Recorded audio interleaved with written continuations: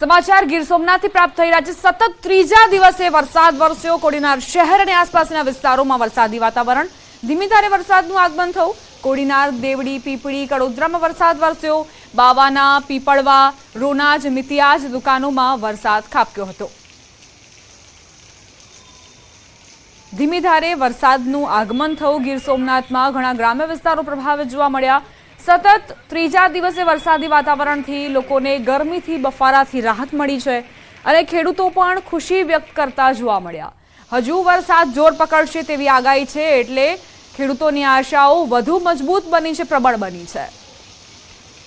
સતત ત્રીજા દિવસે આકાશમાં વાદળો ઘેરાયા અને ધીમી ધારે વરસાદ વરસ્યો। ખુશનુમા વાતાવરણની મજા માણતા લોકો પણ જોવા મળ્યા। સંવાદદાતા દિનેશ જોડાઈ ગયા છે વધુ જાણકારી સાથે। દિનેશ, ગીર સોમનાથમાં કેવું વાતાવરણ જોવા મળી રહ્યું છે? કયા કયા વિસ્તારો પ્રભાવિત?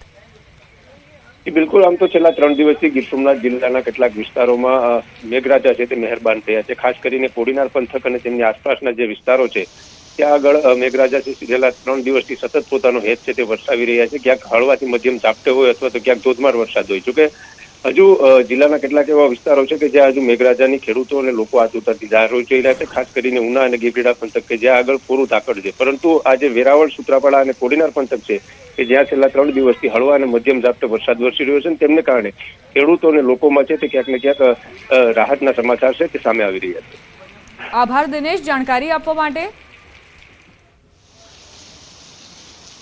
આ તરફ બોટાદ શહેર તેમજ ગ્રામ્ય વિસ્તારમાં વરસાદ નોંધાયો। બોટાદના tower road, પાડિયાદ road, Gadhada road સહિતના વિસ્તારમાં વરસાદ ખાબક્યો।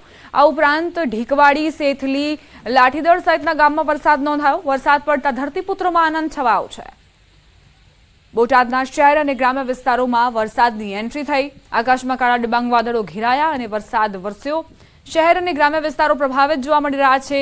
શહેરમાં લોકોને ગરમીથી, બફારાથી રાહત મળી છે, તો ગ્રામ્ય વિસ્તારોમાં ખેડૂતો પણ આ રીતે વરસાદની રાહ જોઈ રહ્યા હતા। આખરે વરસાદ આવ્યો અને તેમની આશાઓ પણ હવે વધુ ઉગ્ર બની છે, વધુ પ્રબળ બની છે કે સારો વરસાદ વરસશે।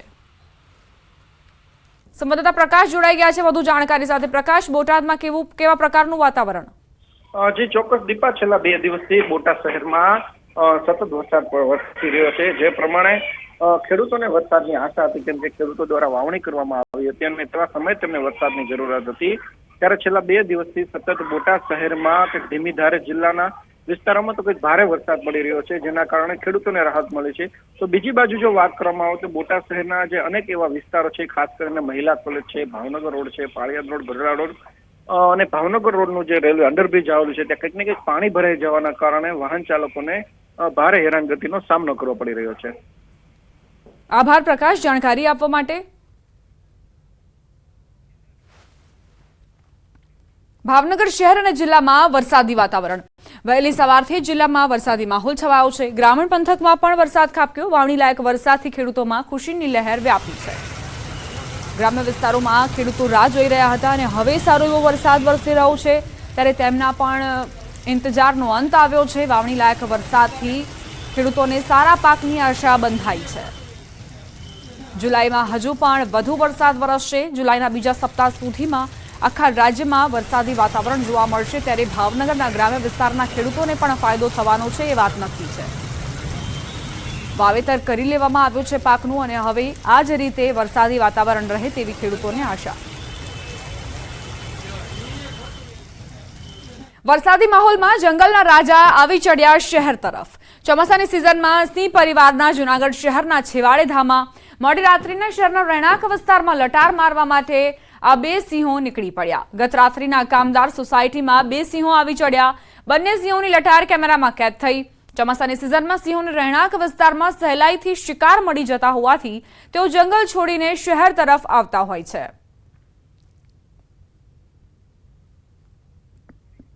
મોડી રાતના આ દ્રશ્યો છે જ્યાં બંને સિંહો શહેર તરફ આવી ચડ્યા। ચોમાસાની સિઝન હોવાથી શહેરી વિસ્તારમાં સરળતાથી તેમને શિકાર મળી જતું હોય છે, એટલે આ બંને સિંહ શિકારની શોધમાં શહેર તરફ આવી ચડ્યા। જંગલના રાજા આ રીતે લટાર મારતા જોવા મળ્યા છે, જેને સ્થાનિકે પોતાના કેમેરામાં કેદ કર્યા। જૂનાગઢના આસપાસના જે વિસ્તારો છે ત્યાં ભયનો માહોલ જરૂરથી જોવા મળી રહ્યો છે, કારણ કે આ સિંહોની લટાર બાદ હવે લોકો બહાર નીકળવાનું ટાળી રહ્યા છે। વનરાજા આ રીતે બંને જે સિંહો છે તે બહાર આવ્યા અને શહેર તરફ શિકારની શોધમાં આવી ચડ્યા. રાજકોટમાં ભાયાવદર ઉપલેટા જવાનો મોજ નદી પરનો કોઝવે તૂટી પડતા લોકો ત્રાહિમામ પોકારી રહ્યા છે. ત્યારે ચિત્રાવડ ગામના લોકો રોષે ભરાઈ રામધૂન બોલાવી વિરોધ નોંધાવ્યો હતો. બીજી તરફ કોંગ્રેસના નેતા પણ કહી રહ્યા છે કે 2021માં અતિવૃષ્ટિ થઈ ત્યારે કોઝવે તૂટ્યો હતો અને સતત 2024માં પણ તૂટ્યો હતો. એ પણ 150 મીટર જેટલું ધોવાણ થઈ ગયું છે, જેની વારંવાર રજૂઆત કરવા છતાં કોઈ કામગીરી કરવામાં આવતી ન હોવાની પણ વાત કરી. બીજી તરફ માર્ગ મકાન વિભાગ અધિકારી દ્વારા કહેવાઈ રહ્યું છે કે 1970માં આ કોઝવે બન્યો હતો, બાદમાં તે 2021માં તૂટી ગયો. હંગામી ધોરણે તેને રિપેર કરી દેવામાં આવ્યો હતો, ત્યારે હાલ ફરીથી તે તૂટી ગયો. પાણીનો પ્રવાહ ઓછો થતાં ફરી હંગામી રસ્તો શરૂ કરી દેવામાં આવશેની બાહેધરી આપી હતી.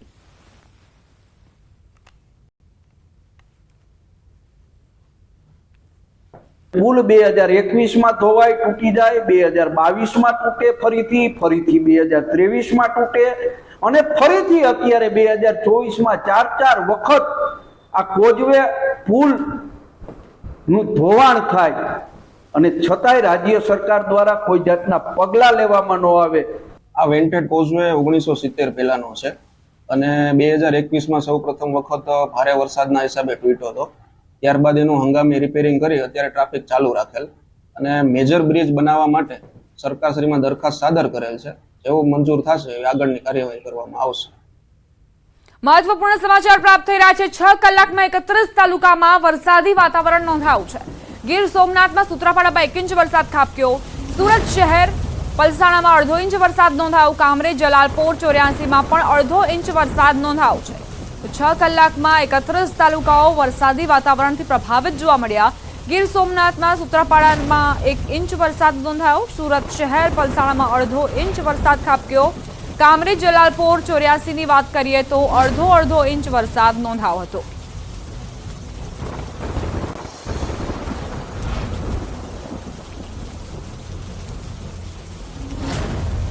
મહત્વપૂર્ણ સમાચાર પ્રાપ્ત થઈ રહ્યા છે. હવે ગુજરાતમાં વરસાદ ભૂક્કા બોલાવશે.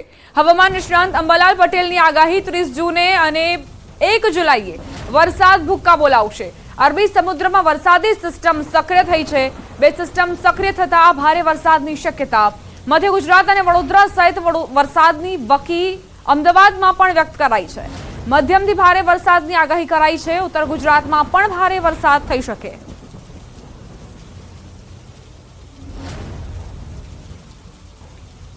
અરબી સમુદ્રમાં સાયક્લોનિક સર્ક્યુલેશન છે. અરબી સમુદ્રનો સિસ્ટમ સક્રિય થઈ રહી છે. આ ઉપરાંત લો પ્રેશરો પણ છે. બંગાળ ઉપસાગરમાં પણ લો પ્રેશરો છે અને ઓરિસ્સામાં એક સિસ્ટમ સક્રિય થઈ રહી છે. આ 2 સિસ્ટમ સક્રિય થતાં અરબ સાગરનો ભેજ અને બંગાળ ઉપસાગરનો ભેજ આ બે ભેજ મર્જ થતાં દેશ સહિત રાજ્યના ભાગોમાં ભારે વરસાદ થવાની શક્યતા રહેશે. તારીખ 30મી જૂનથી 1 જુલાઈ વચ્ચે લગભગ વડોદરાના ભાગોમાં ભારે વરસાદ થવાની શક્યતા રહેશે. આ ઉપરાંત મધ્ય ગુજરાતના અન્ય ભાગોમાં પણ ભારે વરસાદ થવાની શક્યતા રહેશે. અમદાવાદના ભાગોમાં મધ્યમથી ભારે વરસાદ થવાની શક્યતા રહેશે અને ઉત્તર ગુજરાતના ભાગોમાં પણ કેટલાક ભાગોમાં ભારે વરસાદ થવાની શક્યતા રહેશે.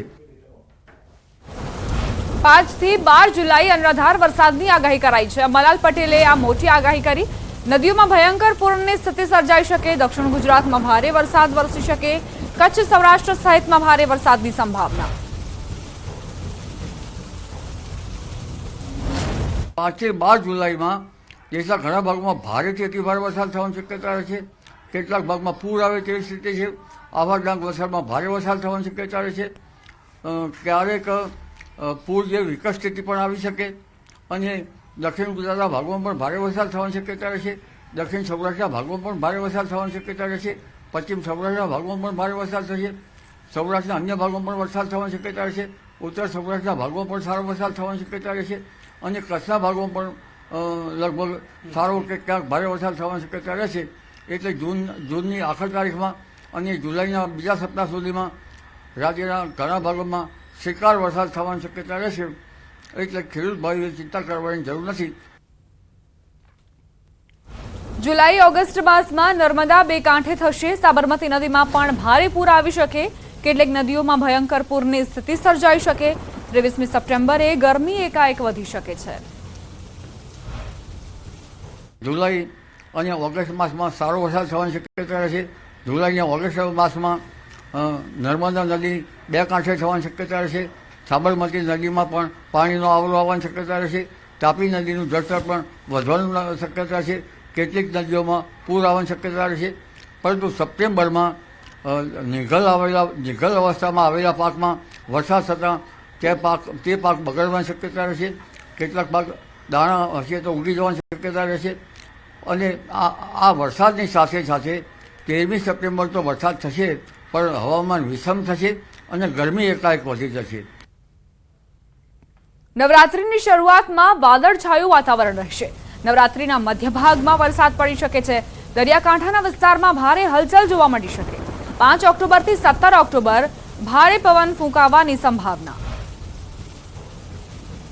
નવરાત્રિના ભાગોમાં પણ શરૂઆતમાં વાદળવાયું અને નવરાત્રિના મધ્ય નવરાત્રિ પછી પણ કેટલાક ભાગમાં વરસાદ થવાની શક્યતા રહેશે.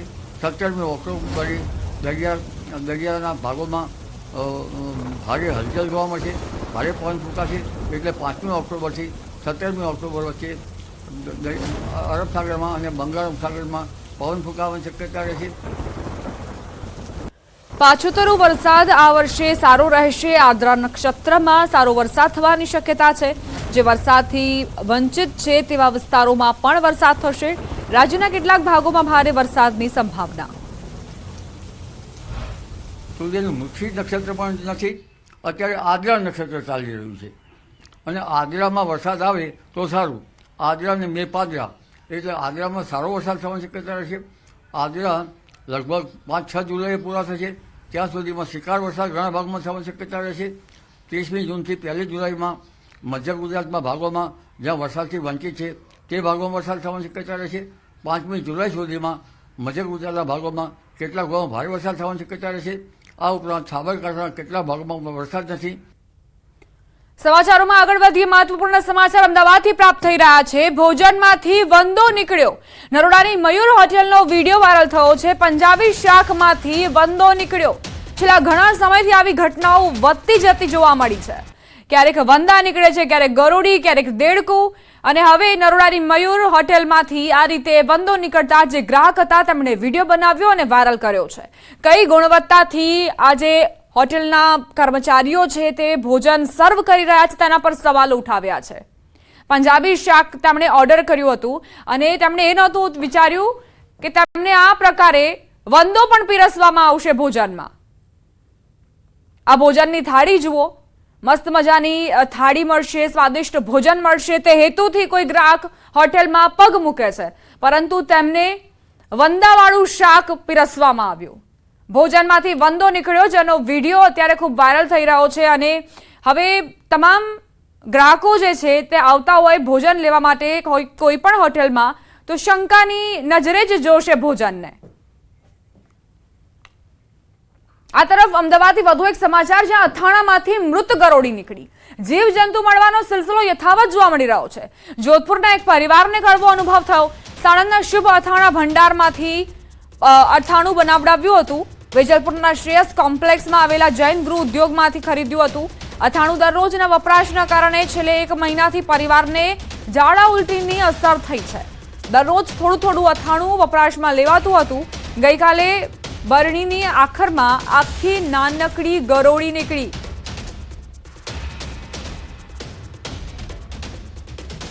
તો નરોડામાં એક હોટેલમાંથી પંજાબી શાકમાંથી વંદો નીકળ્યો અને આ બાજુ અથાણામાંથી ગરોળી. હવામાન વિભાગની પત્રકાર પરિષદ આવી રહી છે, સાંભળીશું. और जिन डिस्ट्रिक्ट में हैवी रेनफॉल की वार्निंग है वो डिस्ट्रिक्ट है गुजरात रीजन के बनासकांठा, साबरकांठा, अरावली, आनंद, पंचमहल, दाहोद, महिसागर, बड़ोदरा, छोटा उदयपुर, नर्मदा, भरूच और तापी हैं जहां पर हैवी रेनफॉल की वार्निंग है और साथ में येलो अलर्ट जारी है. और डे 2 की बात करेंगे तो डे 2 के लिए नवसारी, वलसाड़, दमन और दादरा नगर हवेली के लिए हैवी रेनफॉल की वार्निंग है. और डे 3 के लिए गांधीनगर, अहमदाबाद, आनंद और नवसारी, वलसाड़, दमन और दादरा नगर हवेली के लिए हैवी रेनफॉल की वार्निंग है.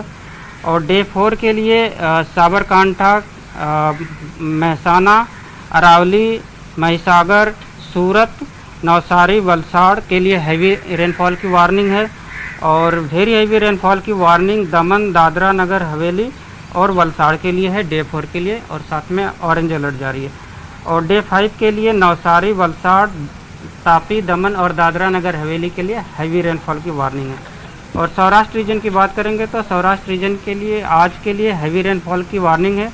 और जो डिस्ट्रिक्ट हैं जहां पर हैवी रेनफॉल की वार्निंग दी गई है वो डिस्ट्रिक्ट हैं राजकोट, जामनगर, पोरबंदर, जूनागढ़, अमरेली, भावनगर, मोरबी, द्वारका, गिर सोमनाथ, बोटा, कच्छ और दीव है जहां पर हैवी रेनफॉल की वार्निंग है। और आज और कल के लिए थंडरस्टॉर्म की वार्निंग है पूरे गुजरात स्टेट के लिए। और फिशरमैन वार्निंग की बात करेंगे तो डे 3, डे 4 और डे 5 के लिए फिशरमैन की वार्निंग है। और जो विंड की स्पीड होगी वो 35 से 45 kmph और गस्टिंग 55 kmph के रहने का पूर्वानुमान है। अहमदाबाद में क्या स्थिति रहेगी? अहमदाबाद में आज लाइट टू मॉडरेट रेन और साथ में थंडरस्टॉर्म की वार्निंग है।